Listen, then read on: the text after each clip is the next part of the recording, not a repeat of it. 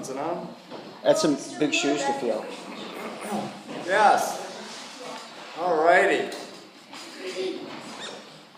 Are you ready for a story? Yes. Great, great. Okay. Sorry. 'Twas the night before Christmas, when all through the house, not a creature was stirring, not even a darn mouse.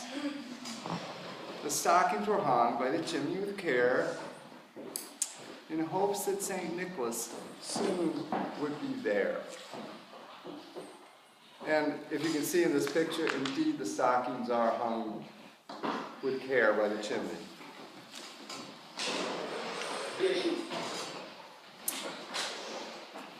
The children were nestled all snug in their beds, while visions of sugar plums danced in their darn heads.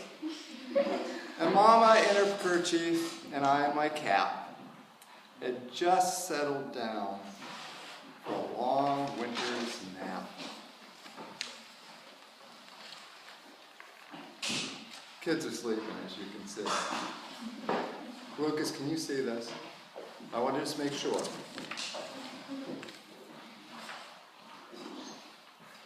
Went out on the lawn. There arose such a clatter, I sprang from my bed to see what was the matter. Away to the window I flew like a flash, tore open the shutters, threw up the sash. The moon on the breast of the new fallen snow gave a luster of midday to objects below. And when what to my darn wondering eye should appear,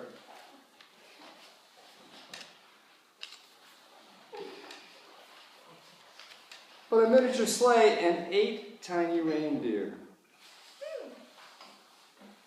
With a little old driver so lively and quick, I knew in a moment it must be St. Nick. More rapid than eagles, his coursers they came. And he whistled and shouted and called them by name. Anybody help me with the names? Now Dasher, now Dancer, now Prancer and Vixen. On Comet, on Cupid, on Donner and Blitzen. To the top of the porch, to the top of the wall. Now dash away, dash away, dash away all. Now there's some smart looking reindeer if I've ever seen.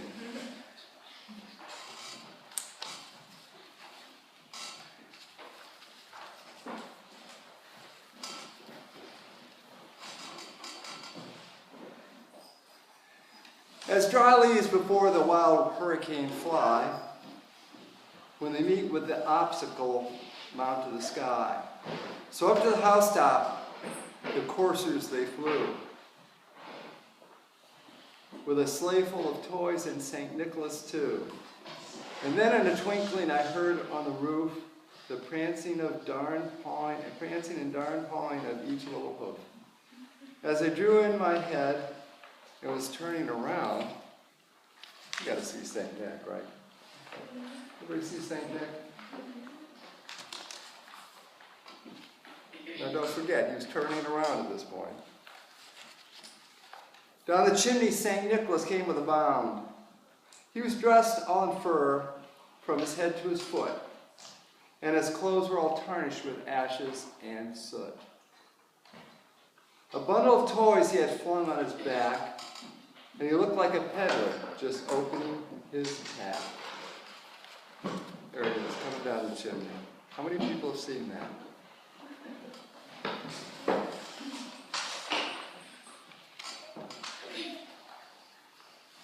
Whoops, don't want to lose that page. His eyes, how they twinkled, his dimples, how merry. His cheeks were like roses, his nose like a cherry. His droll little mouth was drawn up like a bow, and the beard on his chin was as white as the snow. The stump of a pipe he held tight in his teeth, and the smoke had encircled his head like a wreath. He had a broad face and a little round belly that shook when he laughed like a bowl full of jelly. He was chubby and plump, a right jolly old elf, saw him in spite of myself. A wink of his eye and a twist of his head soon gave me to know I had nothing to dread. Those are some rosy cheeks there.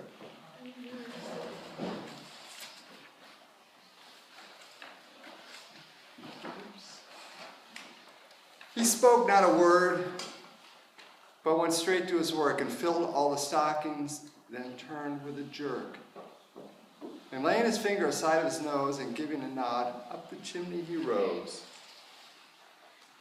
There he be.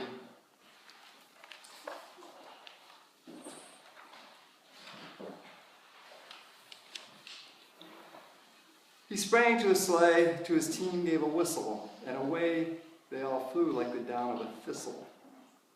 But I heard him exclaim, ere he drove out of sight, "Happy darn Christmas to all, and to all a good night."